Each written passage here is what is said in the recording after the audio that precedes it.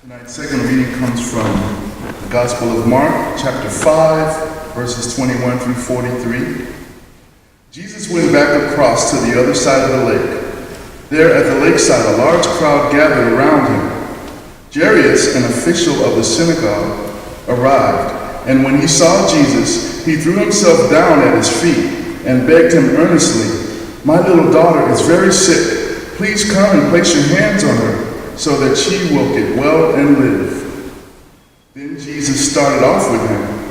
So many people were going along with Jesus that they were crowding him from every side. There was a woman who had suffered terribly from a severe bleeding for 12 years, even though she had been treated by many doctors. She had spent all of her money, but instead of getting better, she got worse all the time. She had heard about Jesus, so she came in the crowd behind him, saying to herself, "If I just touch his clothes, I will get well." She touched his cloak, and her bleeding stopped at once. And she had the feeling inside herself that she was healed of her trouble. At once Jesus knew that power had gone out of him. So he turned around in the crowd and asked, "Who touched my clothes?" His disciple answered, "You see how many people are crowding around you? Why do you ask who touched you?" But Jesus kept looking around to see who had done it. The woman realized what had happened to her. So she came, trembling with fear, knelt at his feet, and told him the whole truth. Jesus said to her, "My daughter, your faith has made you well. Go in peace and be healed of your trouble." While Jesus was saying this, some messengers came from Jairus' house and told him, "Your daughter has died. Why bother the teacher any longer?" Jesus paid no attention to what they had said, but told him, "Don't be afraid, only believe." Then he did not let anyone go on with him except Peter and James and his brother John. They arrived at Jairus' house, where Jesus saw the confusion and heard all the loud crying and wailing. He went in and said to them, "Why all this confusion? Why are you all crying? The child is not dead, she is only sleeping." They started making fun of him, so he put them all out, took the child's father and mother and his 3 disciples, and went into the room where the child was laying. He took her by the hand and said to her, "Talitha kum," which means, "Little girl, I tell you to get up." She got up at once and started walking around. She was 12 years old. When this happened, they were completely amazed, but Jesus gave them strict orders not to tell anyone, and he said, "Give her something to eat." In his first letter to the Corinthians, the Apostle Paul assures us, "And now faith, hope, and love abide, these 3.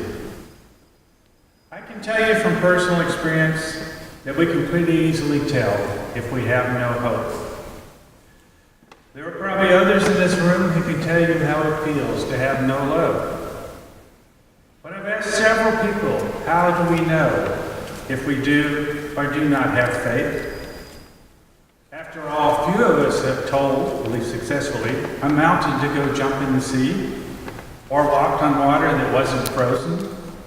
Yet these are examples that the Bible gives us. I want you to think for a moment about how you know if you have faith.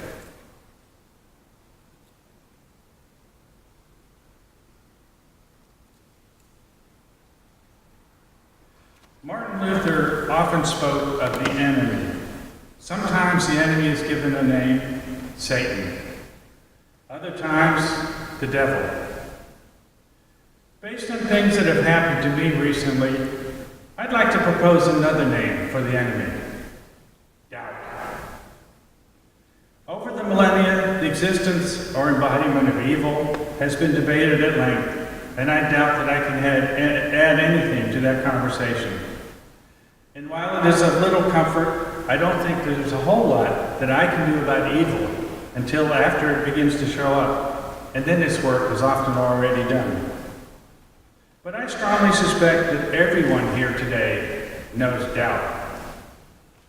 The great author Fyodor Dostoevsky declared, "It is not as a child that I believe and confess Jesus Christ. My Hosanna is born of a furnace of doubt."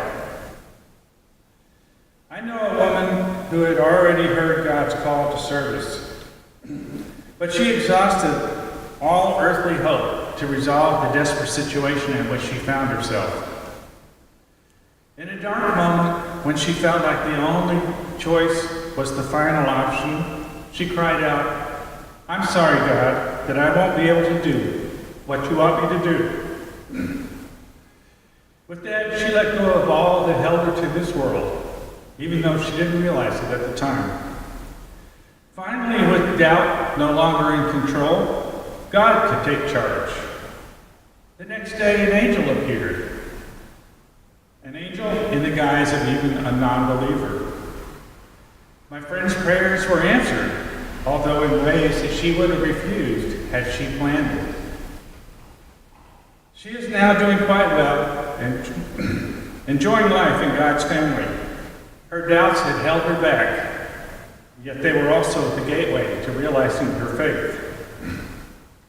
At first glance, one might get the impression from this text today that Jesus is the locus of power to heal and that it flows even through his clothes.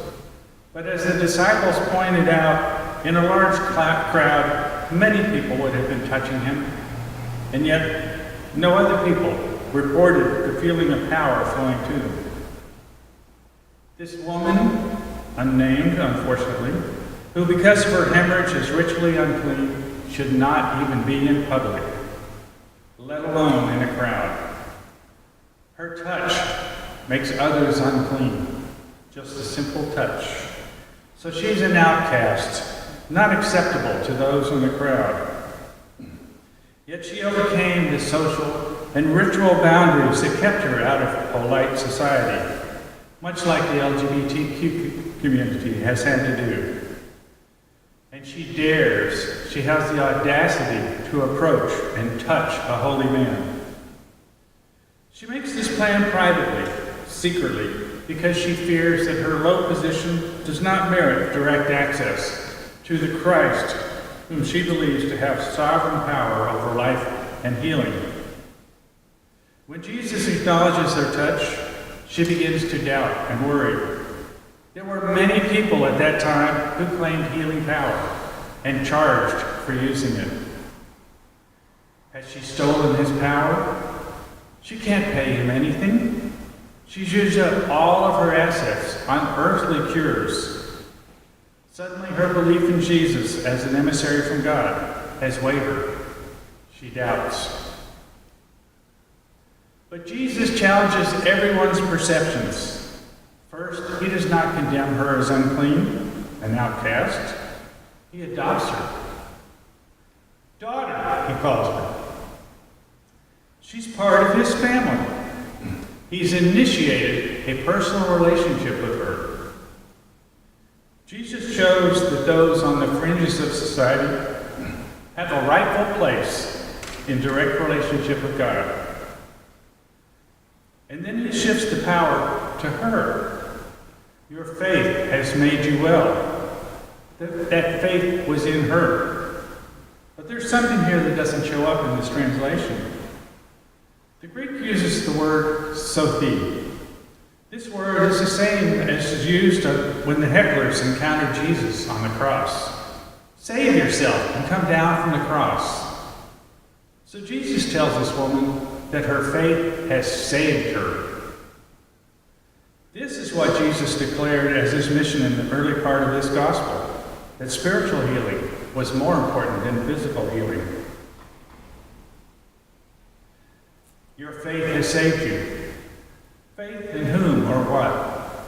This text is not initially very clear on that. Did the woman approach Jesus based on his reputation?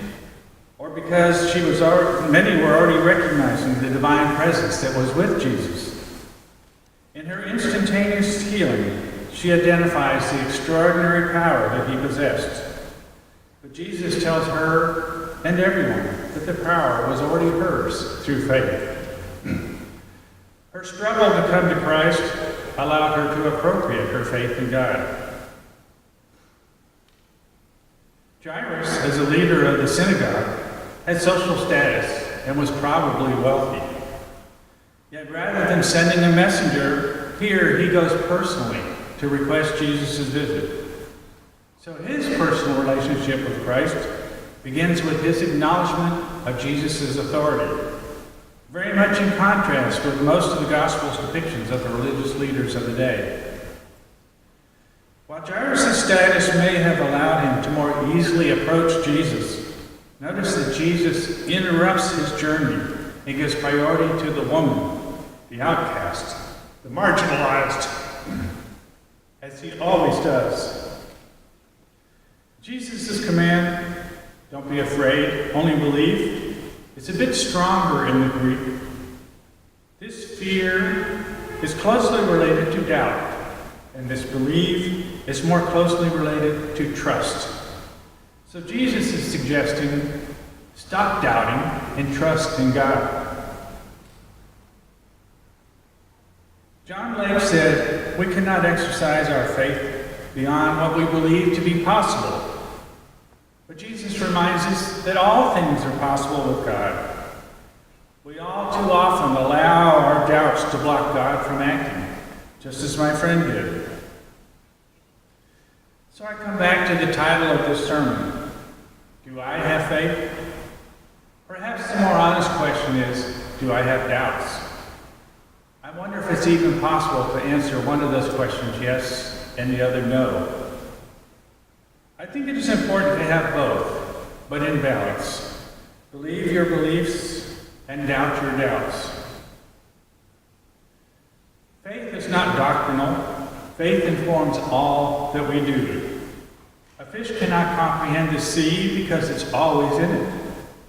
So we cannot comprehend faith. A friend said, doubt is the gym that we go to strengthen our faith. We just have to be careful not to stay in the gym too long. Many think that great faith is something that happens spontaneously so that we can use it for a miracle or healing. But the greatest faith of all, the most effective, is to live day by day, trusting God. It is trusting God so much that we look at every problem as an opportunity to see the divine work in our life. Trusting God so much that we can see the divine hand in decisions from our Supreme Court. Trusting God so much that we can know that we must learn from tragedies like Charleston.